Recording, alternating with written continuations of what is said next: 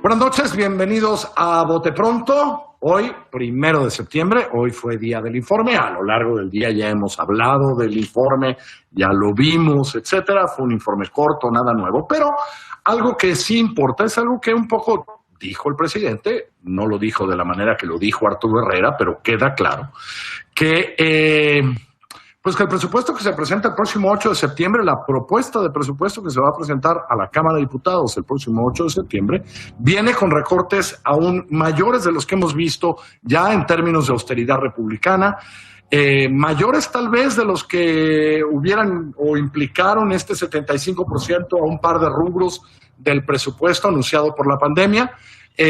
Tal vez lo primero, porque es nota, es el fin de 10 subsecretarías, pero que tampoco tengo claro qué tanto impactan 10 subsecretarías en el presupuesto. Y hoy queríamos hablar a Alexandra Zapata. ¿Cómo estás, Ale? Carlos, buenas noches. Queríamos plantear el martes de hoy para ver qué esperamos, pero sobre todo de dónde hay para recortar en un presupuesto de por sí apretado, ¿no? Siempre apretado el presupuesto del gobierno de México hace mucho tiempo. Hoy con ciertos compromisos ya muy claros, como Petróleos Mexicanos, CFE, la refinería, el Tren Maya, y tratar de explorar por dónde puede ser que venga. ¿Me equivoco, Ale? Ese es el planteamiento y tú nos presentas a Manuel.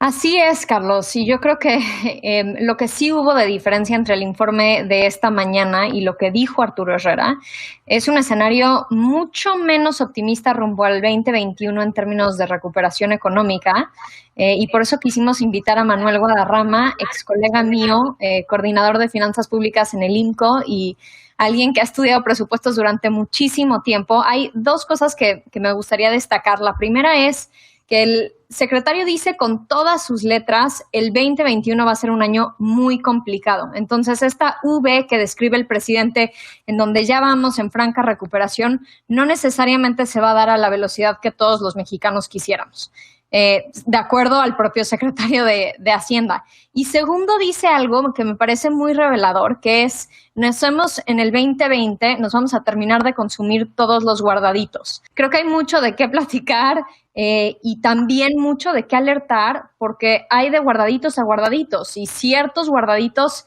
sí serían clave para tener en un país rumbo al próximo año, yo creo. Manu, muchas gracias por acompañarnos el día de hoy. Muchas gracias a ti, Alex. Muchas gracias, Carlos, por la invitación. Un gusto estar de vuelta con ustedes. En efecto, como mencionan, pues vamos a llegar ya a la época del jaloneo de la cobija, en donde pues no alcanza precisamente a cubrir todos los gastos que tiene el país, la administración pública, los programas sociales, los proyectos prioritarios y una infinidad de temas de gasto que se tienen que hacer. En el tema de ingresos, precisamente lo que hemos visto es que pues ya tenemos un déficit de ingresos que está recibiendo el gobierno para este año y que posiblemente se mantenga para el siguiente año, y que va a ser este boquete de cientos de miles de millones de pesos. Es decir, ya más de 100,000 millones de pesos que pues le están faltando al gobierno para hacer frente a todas sus obligaciones. Manuel, te interrumpo nada más, que quede claro. Esto es petróleo, fundamentalmente, ICR, aunque algo se compensó por ir a cobrar lo que se debía, pero que no será recurrente, e IVA, ¿no? Que es, digamos, ahí ya vemos bajas importantes en la recaudación, ¿no? Exactamente, esto que mencionas, Carlos. Los mayores caídas son en ingresos petroleros y en temas también de recaudación, del impuesto del ISR, del IVA, de consumo, y que justamente el gobierno este año ha logrado compensar estas caídas con estos famosos guardaditos que ya mencionaba Alex, ¿no? Son distintos fondos que se han creado a lo largo de muchos años, que venían justo ahí generando intereses, aprovechamientos, y que pues estaba ese guardadito literal, esas pequeñas alcancías dispersas por todos lados. Estaba el Fondo de Estabilización de Ingresos Presupuestarios, otro para entidades federativas, y los famosos fideicomisos, ¿no? Que justamente pues han llamado parte de la agenda ahora pública, que pues precisamente la Secretaría de Hacienda, el presidente, le traen ganas de extinguirlos, les traen ganas de exprimir estos fideicomisos para sacarle todos los recursos que quedan ahí.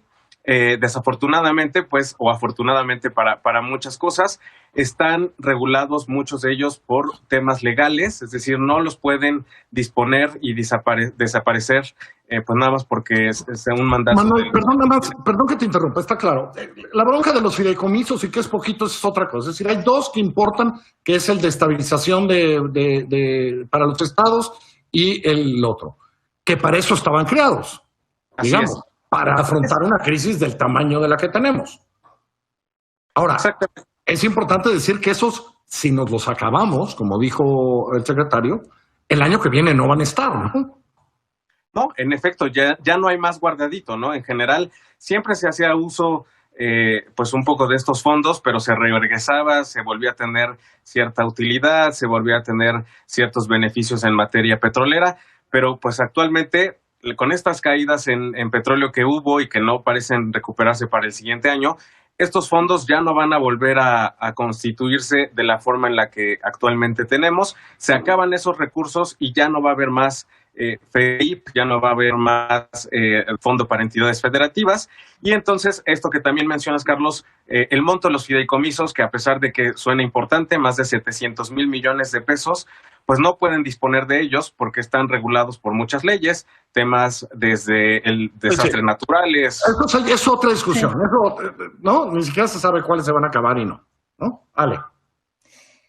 Manuel, una pregunta, y yo creo que es complicado saber hoy hasta que cierre el año y de alguna manera tengamos algunos reportes de rendición de cuentas, pero se presenta un presupuesto de egresos de la Federación con muchísimos recortes y hemos hablado en este programa de todas las preocupaciones que teníamos alrededor de recortes sustanciales que ponen en jaque la capacidad del gobierno de ejecutar sus responsabilidades, ¿no?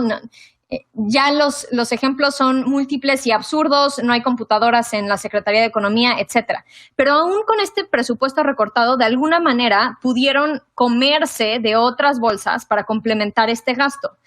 El próximo año, si el presupuesto es aún menor de lo que fue el PEF 2020 y ya no hay bolsas de guardaditos que se puedan comer, ¿qué pronosticas en términos de gasto federal, de gasto a las entidades?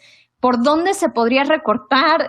Me encanta, el secretario dijo, vamos a necesitar que todos sean muy solidarios y comprensivos. Me encantaría que empezara con el presidente y que los primeros recortes fueran Dos Bocas, Pemex, etcétera. Dudo que lo sean.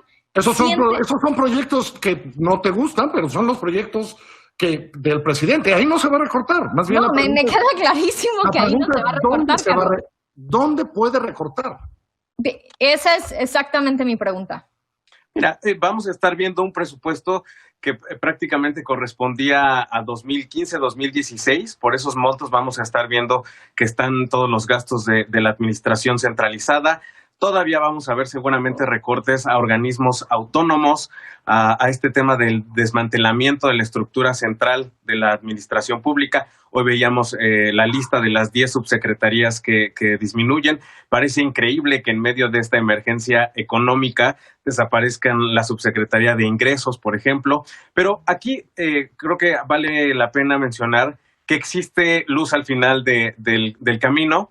Está aquí un tema pendiente que es el remanente del Banco de México.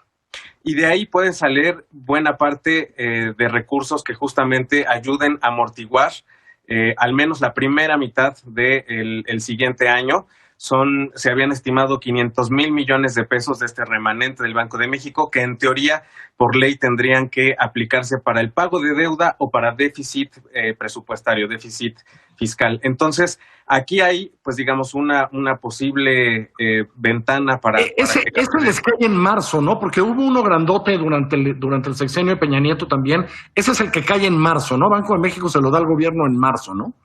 Así es, tiene que hacer una solicitud al gobierno federal, el Banco de México pues hace todas sus cálculos y eventualmente hace esta transferencia. Eso puede ayudar a amortiguar algunos de los temas.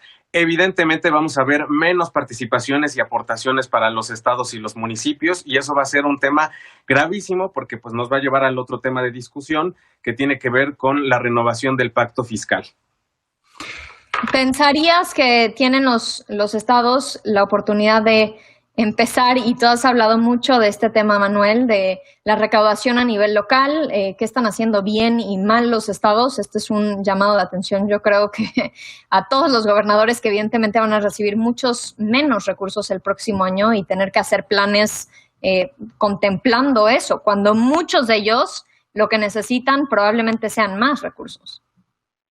No les va a quedar otra más que aprovechar todas sus facultades tributarias, sus facultades impositivas, a pesar del costo político que esto les implique. Podrían pedir deuda también. También podemos ver a los estados endeudándose, ¿o no? Claro. Bueno, a los que no se endeudaron ya en exceso desde hace años. Supongo que es que lo han estado haciendo, Carlos. Lo han estado haciendo, y en cierto sentido también el gobierno federal dice que no se endeuda, pero al gastarse todos estos guardaditos, se está gastando mucho más de lo que está ingresando. Entonces es un manejo ahí de retórica interesante.